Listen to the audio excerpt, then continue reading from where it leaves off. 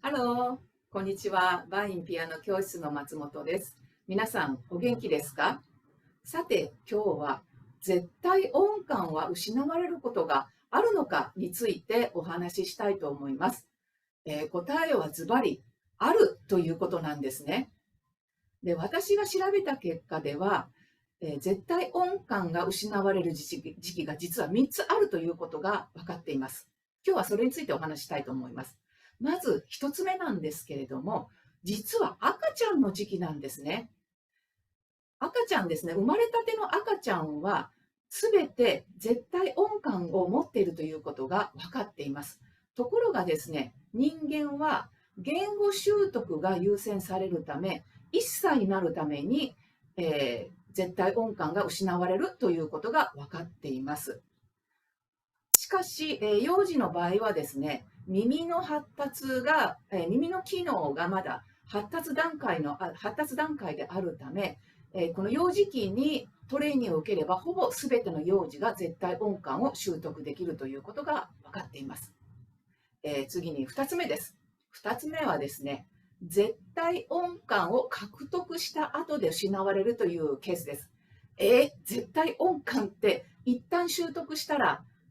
一生ものじゃないかと思っている方が多いかと思うんですけれども、ですね、実はですね、脳はですね、ここですね、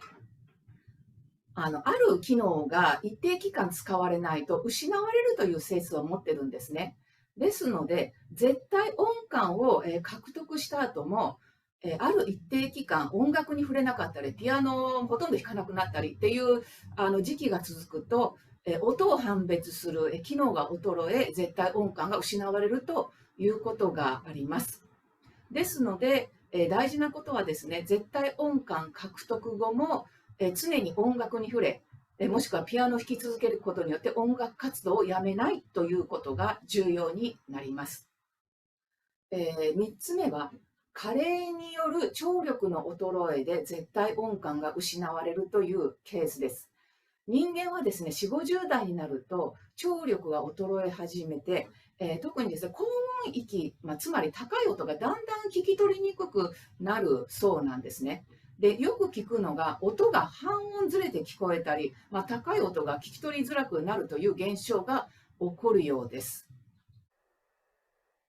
しかし、加齢による聴力の衰えは個人差が非常に大きいので、一生衰えない方もいらっしゃれば、中にはですね、ある日気がつけば、音が正確に聞こえなくなってしまったっていう方もいらっしゃるようです。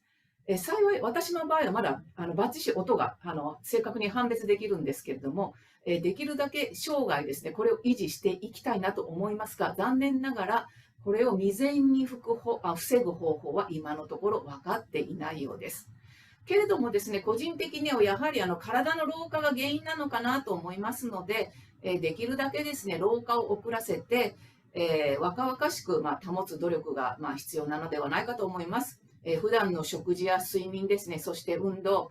心の持ちようもですね、健康に影響してきますので、そういったことに注意しながらですね、自己管理に努めていきたいと思います。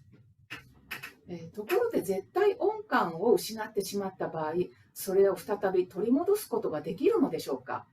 答えは残念ながらそれはできないようです。理由としましては、絶対音感は耳の発達が完成してしまった7歳以降は習得できないということと、でそれ以降に再び、再トレーニングをしても、絶対音感を習得する新たな神経回路が増えることがないからなんですね。でもしかしですね、また再度音楽に触れることによって完璧ではないにせよ、ある程度復活する可能性はあるようです。今日の内容いかがでしたでしょうか？この内容が良かったよと思ってくださる方は、いいねボタンを押していただけると大変励みになります。またよろしかったらぜひチャンネル登録の方もよろしくお願いいたします。それでは皆さん、次回までさようなら。